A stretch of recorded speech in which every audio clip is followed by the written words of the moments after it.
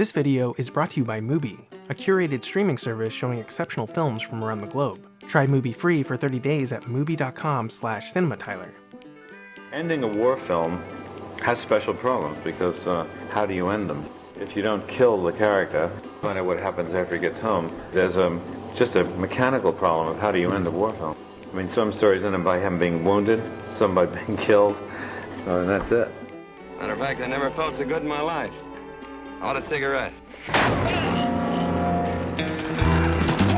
The intense final act of Full Metal Jacket is often eclipsed by the captivating story of Private Pile, but the sequence where the Marines go up against a sniper both ties the theme of the two stories together and remains, in my opinion, totally underrated. Now, I'm not going to try and convince you that the second half of the movie is better than the first. I've never met anyone who thought that. Just listen to what legendary director Billy Wilder said about it during an interview with Cameron Crowe.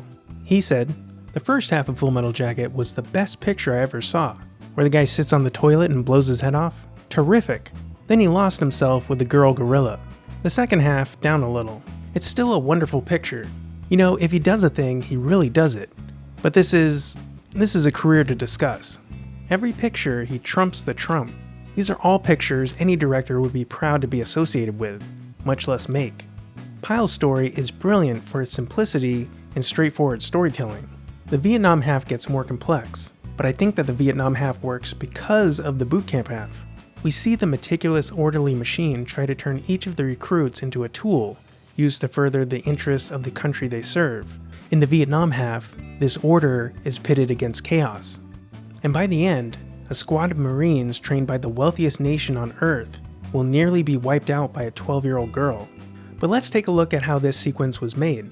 In this video, I'll take you through the sniper sequence and the stories behind its making, like why this part took a full month to film, the experimental techniques used to give impact to the climactic moment, and one of the most insane things Kubrick ever did to an actor.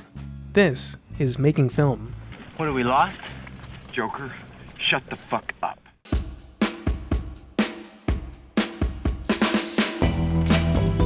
When we leave the Marine Corps recruit depot at Parris Island, South Carolina, and pick up Joker's story in Vietnam, he's already working as a combat correspondent alongside a photographer named Rafterman. The story takes Joker and Rafterman to Phu Bai, where they meet up with an old friend of Joker's from basic training named Cowboy. The story then takes Joker, Rafterman, and the members of the Lust Hog Squad, the main ones being Cowboy, 8-Ball, Doc J, Donlin, T.H.E. Rock, Animal Mother, and the squad leader Crazy Earl to the bombed out city of Hue, where Crazy Earl is killed by a booby trap, leaving Cowboy in charge. Soon after, Cowboy has the squad rest against a low wall, where he realizes that they are lost. We'll call this the beginning of the sniper sequence. This scene at the wall was one of the most difficult scenes to shoot for the movie. They spent a full month filming at this low wall. One of the main issues they had filming this scene was that it takes place in hot and humid Vietnam, but as we learned in the video on the production design, they shot the whole film in England, and this scene was shot during the winter of 1985. It was so cold that you could see the actor's breath. So to solve the problem, Kubrick first had them try an old Hollywood trick, where you have the actors put ice cubes in their mouths so that their breath cools down and doesn't make steam. If you see my old video on the locations of Dog Day Afternoon, a movie that takes place during a particularly hot summer in New York, but was shot in the fall, you'll know that Sidney Lumet used this same method. However, when Matthew Modine tried to say his lines, they came out all garbled. They had to try something different. A few days later, they put gas flame heaters just out of frame to warm up the air in front of the actors, but they were too noisy. Okay, we're changing direction. We're heading over that way. Dayball's gonna go there and see can he find a way through. So the following day, they got hundreds of feet of aluminum tubing. This way, the heaters could be positioned far enough away that the microphones wouldn't pick up their sound, and the hot air would just flow through the tube. This seemed to do the trick, but with Kubrick having the actors do take after take after take, the hot air began to take a toll on the actors' throats. Modine said that he had to breathe shallow, and that Arliss Howard and Adam Baldwin both ended up losing their voices, causing things to take even longer. And still, you can occasionally see the steam coming out of the actors' mouths if you look hard enough. Cinematographer Douglas Milsom notes Kubrick's composition in this scene, saying, "Stanley's composition is very stylized. The way he places people is just amazing. You'll never find a Kubrick setup where the actor's feet are cut off. Every shot is either from the waist up or full length. Every one of his movies has that look. Very square, very level, and symmetrical. Things are placed exactly right every time. I use that style a lot even when I'm not working with him, because that's the sort of thing that I like myself. The use of extreme wide-angle lenses is distinctive too, and allows us a great area in which to manipulate the action. We used a lot of wide angles to compose interesting shots, as well as a lot of very close angles on the same shots, and then Stanley would cut from one extreme to the other. Cowboy sends 8-Ball toward the buildings to see if he can find a way through. At this point, the production had gone way behind schedule, and all the actors' contracts were ending. In each contract, there was an extension clause, where the actors would get a fee for extending their contract. I should know, sir. I've always been here. But Dorian Harewood, who played 8-Ball, wanted to renegotiate for a higher price because he took a pay cut to be in Full Metal Jacket, and after 6 months of working on the movie, he would be making more money if he was taking on other acting jobs in Los Angeles. Kubrick was shocked. Modine said that he remembers Kubrick stumbling around for hours furious, with a crazy look on his face, and then he turned and said, "I'm gonna kill him." For a second, Modine thought that Kubrick was actually going to murder Dorian Harewood. Kubrick decided to have 8-Ball get killed off early. Now, this is by far the most insane thing I've ever heard of Kubrick doing. Kubrick made sure that the rest of Harewood's contracted days on the production would be him laying in the freezing cold winter dirt, getting shot up with squibs, tiny explosive charges taped to little blood bags, over and over and over again, for 5 days. Modine said, "You could see Stanley wearing that hat and 2 coats, and we were wearing Vietnam khakis. It was freezing cold and snowing in London, and we were dressed up for North Vietnam." Stanley would say, "Nah, we have to do it again. Put more bullet hits on him." And they were full loads, full of exploding blood and everything. Kubrick's right-hand man, Leon Vitali, said that one of those mornings he got called into Kubrick's caravan, and Kubrick showed him a piece of paper he had all of the extras sign, and asked, "What does in perpetuity mean?" He told Kubrick that it meant forever, but Kubrick had him drive to producer Jan Harlan's office 90 minutes away to confirm with the legal department. Vitali had just come from there to get to the set, but Kubrick wouldn't let him just call. He wanted him to drive out there. When Vitali got back, Harewood was still laying in the dirt getting shot up. Kubrick saw Vitali walking over, and in the middle of a take, he turned and yelled to Vitali asking what Harlan said. Vitali replied that it meant forever like he said, and Kubrick said, "Did he really say that, or are you saying he said it?" Vitali said, "Why would I say he said it?"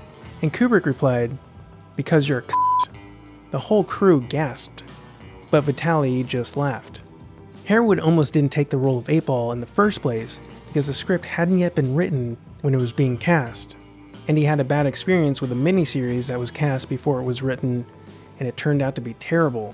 His agent said, "What are you, crazy? There are actors who would pay to fly over to England to work on that for free, just to be with Kubrick." Harewood said that he was glad that Kubrick talked him into doing it. Go easy, bros. Doc J, the medic, goes in to help 8-Ball and is shot himself. Kubrick uses his trademark zoom here. And he just cranks the lens and it's amazing. It's so bare bones, so raw, and it works. And gives you a kind of anxiety. It's kind of an anxious thing.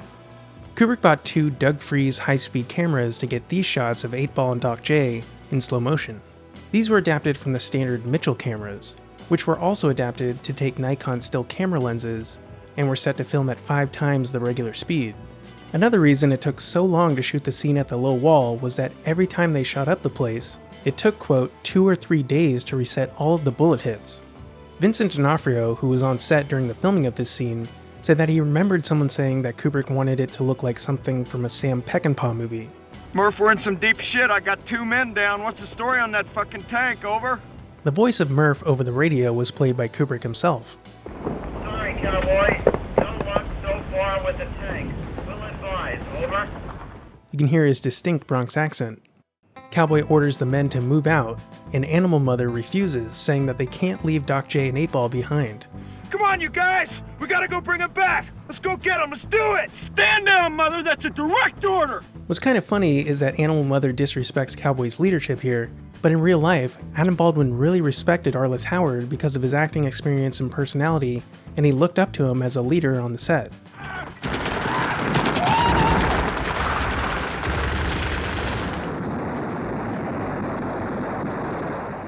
They shot this many times with a Steadicam.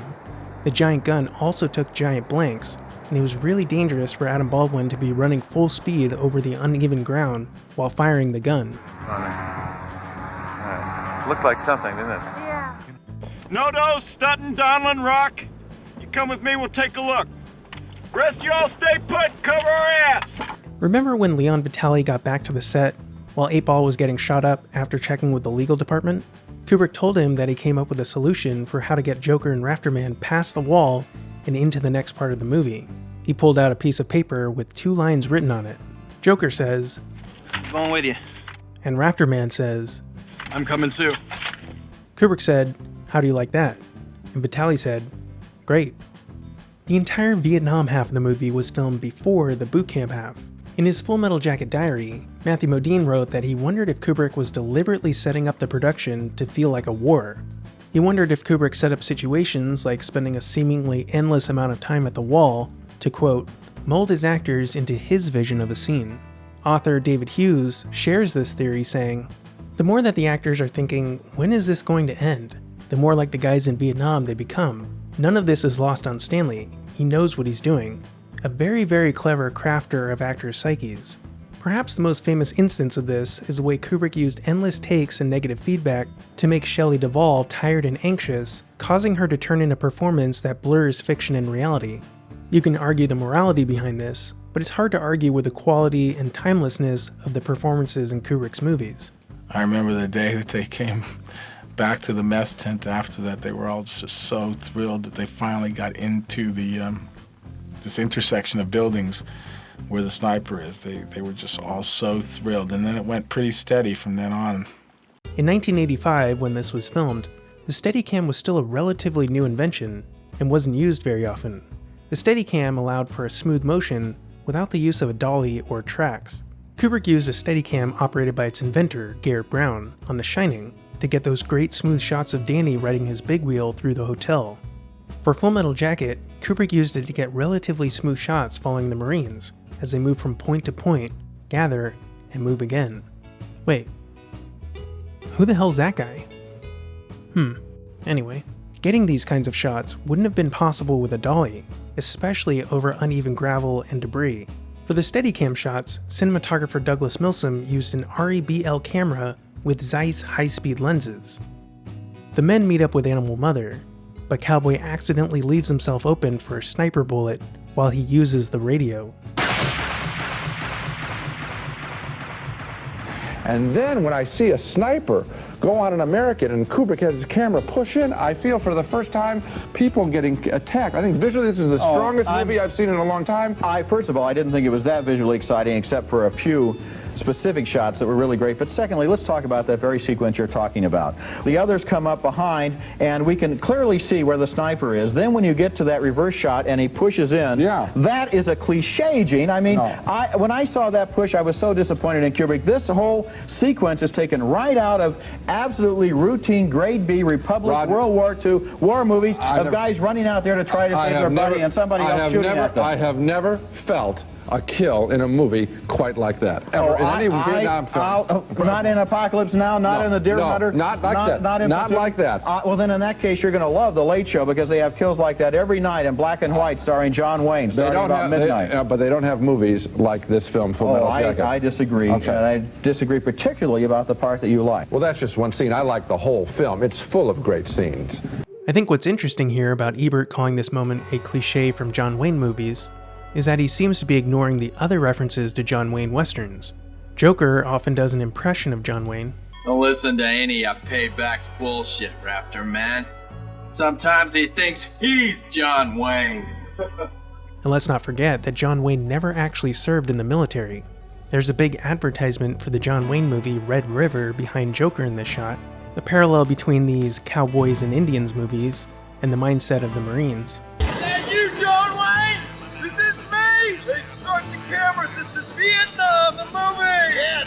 be John Wayne, I'll be a horse. Who'll be the Indians? Hey, we'll let the Gooks play the Indians. Not to mention that the person getting shot here is literally nicknamed Cowboy. And the original ending in the screenplay had Joker getting shot to death, and then flashes back to Joker as a child pretending to die in battle while playing. But we'll talk about this more later. Kubrick has used cinematic references to great effect before, as you can see here. This moment of Cowboy getting shot was particularly difficult for Arliss Howard, because we see Cowboy get shot in slow motion, and Arliss couldn't let the audience see any anticipation that a squib was about to go off. Modine wrote that they watched the playback and Arliss looked great. For these long zoom shots, they used the Nikon still lenses. Milsom said, "We used Nikon lenses to a very large extent in this sequence, not only for their extremely sharp definition and clarity, but for their many varying focal lengths. The focal lengths could go from 5mm all the way up to 200mm, and the long focus lenses went up to 1200mm and could double to 2400mm. Milsom continues saying, "I wanted the camera to seem detached. That's exactly what the idea was. I did that by making the subject come to me rather than going to them. There's an intermediate distance where lenses become very detached. Although over a certain focal length you can get too close or too wide and become very integrated into the action. We were aiming for the middle distance, where we could reach a focal length that would allow us to remain slightly more divorced from the action and still see it all." This part of the movie was all filmed at magic hour, a short portion of the day when the sun is setting and creates a soft warm glow without harsh shadows. Milsom was shooting with a wide open aperture, which made the flames much brighter and glow. Even though there was a decent amount of natural light and fire illuminating the landscape, they added some light to the actors' faces. Honestly, this little wad, bits of straight and just dropping down. Look at this, Doug. How's that look? To me, it looks great. Milsom said, "We primarily used Lowells or redheads from quite a distance away, spotted up so they had a very directional beam that wouldn't spill anywhere else. We introduced flame red into the color of the lights too, to give them a warm glow." The men leave Cowboy's body and head to the nearby building to ambush the sniper. They filmed the sniper nest scene in June of 1986 on a soundstage at Pinewood Studios, where films like Superman and later Batman, and even later Star Wars The Force Awakens were filmed. Kubrick told Modine that the scene should take only 3 days to shoot, but it ended up being more than 3 weeks. Modine said that the set was extremely hot because Kubrick kept bringing in more fire, and the actors were constantly getting dizzy because of all of the smoke. At one point, the ceiling almost caught fire, and the fire marshal had to shut down filming so that the set could cool down. Kubrick played Ennio Morricone music on set, and asked Modine to act to the tempo of the music. Joker manages to sneak up behind the sniper, but his rifle jams, and the sniper turns and fires. The bullet hits in the pillar Joker was hiding behind were so loud in the studio that Modine's ears were ringing even hours after filming.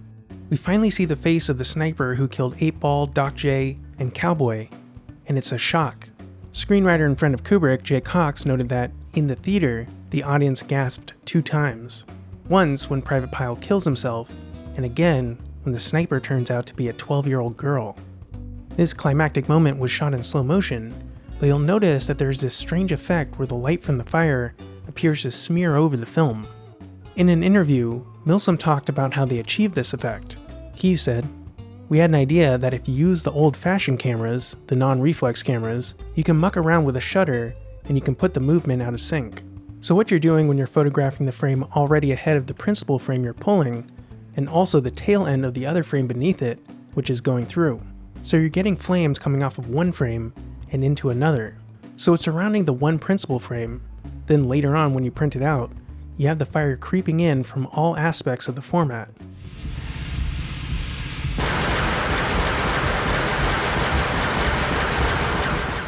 In a separate interview, he continues this thought, saying, "The film is actually exposing as it's moving, which is what gives it that strobe effect.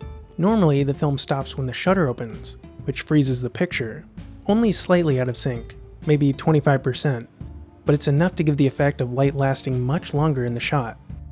About a decade later, cinematographer Janusz Kaminski called Milsom while working on Steven Spielberg's Saving Private Ryan to ask how the effect was done.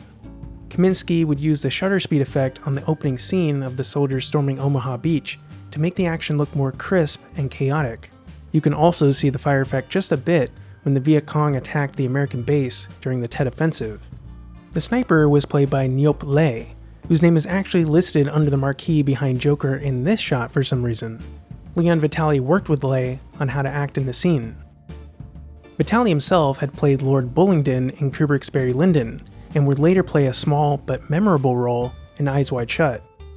He quit acting after Barry Lyndon, and devoted himself to helping Kubrick with anything and everything as his most trusted assistant. Vitali had previously been tasked with coaching the young Danny Lloyd on the set of The Shining.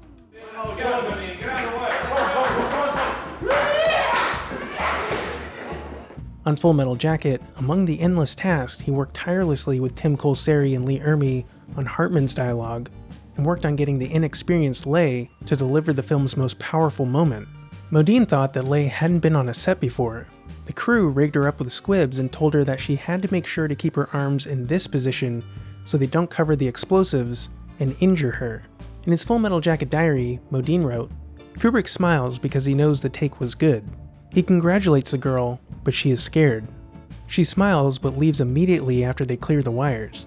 Kubrick asked her up to his editing room to see the footage, but after watching, she cried and left." Kubrick wanted to try another take, but after seeing the actress's response, he accepted just the one take. In an interview, Modine said, "There was a time when I was thinking about being a big movie star, and I thought, what is it that big movie stars have in common? If I were going to try to find something that each of those people have in common, well, they're all wonderfully photogenic, and they all have nice speaking voices, and what is the movie that made each of those guys a big star?" And as I was going through it, I found out something kind of horrible that they all kind of had in common, with the exception of a few, like Cary Grant. They all killed somebody. The movie that made them into a big star, they took somebody else's life. So when I got to Full Metal Jacket and I was going to have to take this girl's life, I thought, if I'm going to take this girl's life, there's one thing that I really want to do. I want to splash blood onto the audience so that they feel the loss of that person's life, that there's nothing great about taking another human being's life. What's interesting is that in the shot of Joker being interviewed with the actress's name behind him, he says this: "I wanted to be the first kid on my block to get a confirmed kill." And she ultimately becomes Joker's first kill. In his essay for Stanley Kubrick New Perspectives, Georg Seesslen notes that this is when we finally see from Joker's point of view. That last close-up, I asked Stanley about that close-up. I said, "What did you do to the close-up? Did you do something optically? Did you slow it down? Did you do something?" He goes, "No, man, that's all you." There's a recording of Kubrick talking about the meaning behind this climactic moment, which I'm going to play now. You'll hear some strange noises. These are remnants of a French translation that was cut out. There's an interesting irony, too, in the fact that in order to train the Marines to be really told, pounded into their heads, this thing about your rifle is only a tool, it's a hard heart that kills, your killer instinct, and so on. And yet, of course, in the end, this little 12-year-old Eurasian angel has shot 3 men in the most merciless way and tried to kill Joker, and obviously didn't need to be trained at Paris Island to do this. She's a killer and they're killers. You're left to think about the real motivation that she has, forgetting the political aspects of it, and the motivation they have to have, which is a professional one, which has to be trained into them, and which in the end probably isn't as strong as it is. This scene was longer and had some serious gore to it. Similar to the video on Private Pyle's death, I'm going to talk about it in a separate bonus video on Patreon. This way, I don't have to censor anything, and I have some behind-the-scenes photos of the gore effects that were going to be used in the scene. The actual ending of the movie was originally written to be much different than the Mickey Mouse hellscape ending we see in the final film. During the production of Full Metal Jacket, Kubrick often had Modine meet with him in his trailer, drink very strong African coffee, and talk about ideas for the movie. And then he said, let's have one rule, is that there can't be any bad ideas. If we're talking about something and you don't like what I say, just say, yeah, or we could do this. He says, that way to keep things moving forward in a positive fashion. So don't ever say something is stupid or dumb, because where do we go from that? It was a huge deal to be invited to talk with Kubrick in his trailer, and Modine, as a star, was often in there. Kubrick had written an ending in the script in which Joker is killed in combat. Kubrick told co-screenwriter Michael Herr, quote, "It's the death of the hero. It'll be so powerful, so moving. We've seen it in Homer, Michael." The ending would show Joker dying intercut with shots of Joker as a child, playing with a toy rifle. Kubrick wrote into the script, Joker, the 8-year-old, clutches his chest in mock agony and starts to crumple to the ground. His image will slow down until we hold on a frozen frame, in a pose something like Robert Capa's famous Civil War photograph of a man who has just been fatally shot, but who is forever suspended in mid-fall by the camera. However, as production was going on, Kubrick began to have second thoughts about this ending. In what has become a running theme in these Kubrick videos, I feel that the true genius of Kubrick was in how he would entertain and consider any idea that the cast or crew might have about the movie. And he, as the director, would simply add in the good ideas and toss out the ideas that wouldn't work. This allowed Kubrick to harness the power of dozens of creative minds. After all, each one of these people is a potential audience member. I often wonder what it would be like if a director could look at a full message board discussion about their movie before they release it, fixing problems and working in ideas that they had never thought of. So Kubrick would constantly ask Modine about the ending throughout the production. One day, after Modine was particularly annoyed with Kubrick for not liking his new son's name, Bowman, Kubrick summoned Modine to his trailer.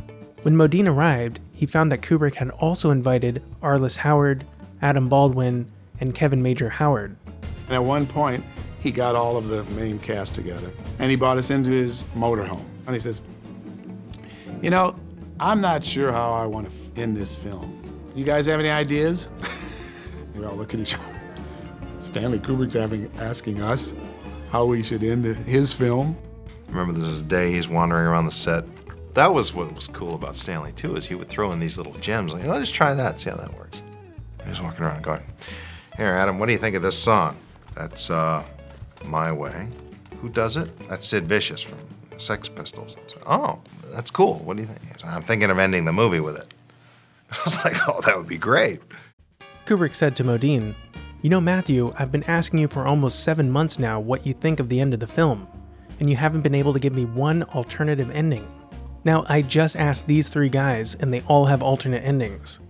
Arliss's idea was that it turned out that his character, Cowboy, didn't actually die, and he wakes up next to Joker in an army hospital tent. Adam's idea was that back in the United States after the events, Joker is taking some clothes to the dry cleaner when he hears Semper Fi and turns around to see Animal Mother. By the time Kevin was telling his idea, Modine was so annoyed that he couldn't even hear the words Kevin was saying. Modine turned to Kubrick and said, well, Stanley, I guess you could shoot them all, and then you'd realize how stupid they are, and then we'd reshoot them like we have the rest of the fucking movie. And I couldn't believe that had come out of my mouth. And I was trying immediately to grab the words and put them back in. Modine had broken Kubrick's #1 rule. There are no stupid ideas. Afterward, Kubrick kept calling Modine a for about 2 months. There was an idea to end with the soldiers marching and singing the Mickey Mouse Club theme song, but the new idea going forward was to follow the march with a title card saying that Joker survived the war, but committed suicide when he returned home. Later, Modine was angry during shooting. Kubrick asked if he had been thinking about the end of the movie. He hadn't been thinking about it at all, but in his frustration he said, you want to know what I think should happen, He should live. He should spend the rest of his life thinking about Pyle blowing his brains out on the toilet. He should have to spend the rest of his life reliving his drill instructor getting shot in the latrine. He should have to spend the rest of his life thinking about how the one guy who was his friend died in his arms. And then he should have to stand over this young girl and take her life. He should live. He should live and have to spend the rest of his life with those images in his mind, because that's the real horror of war. You know, to come home after all that. And Stanley's eyes got really black, and that really scary face that he makes, it's, you know, that picture that we all know. He started looking at me like that and pulling on his beard, and he said, that's the end of the film. By the way, something you may not realize, the Mickey Mouse song that they sing, in America, the Mickey Mouse Club was on television. The idea of that was simply to suggest the lost innocence of these boys who, not that many years ago, were singing that song, you know, watching the Mickey Mouse Club. I realized people in England didn't know what it was. They thought it was just a song. That was a very powerful, important bit of American nostalgia. What is this Mickey Mouse shit? In order to shoot these final moments, a 1,000-foot-long dolly track was set up to follow the Marines. Cinematographer Douglas Milsom said, the buildings the soldiers marched past were lit with a tank filled with 3,000 gallons of burning gas.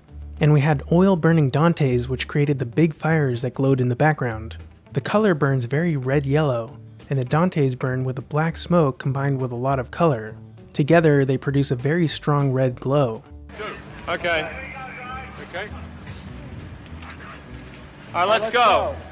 Take the coats off. They shot this in December of 1985. 2 large fuel tankers were positioned to create fire, but it was still too dark to shoot, so Modine suggested using the smoke to bounce the light down onto the men. Kubrick liked the idea and told the crew to make more smoke. They used a Lumicrane extended 20 feet away from the track, which was also used to get the closer shots of Joker, Raptor Man, and Animal Mother without having to have the actors walk closer to the track. Next to the camera on the track was one brute lamp shining at the actors from about 50 feet away. And he says when he looks at the mass grave, the dead know only one thing, it's better to be alive. If you're looking for a statement like that, I suppose you could say that's as good as any.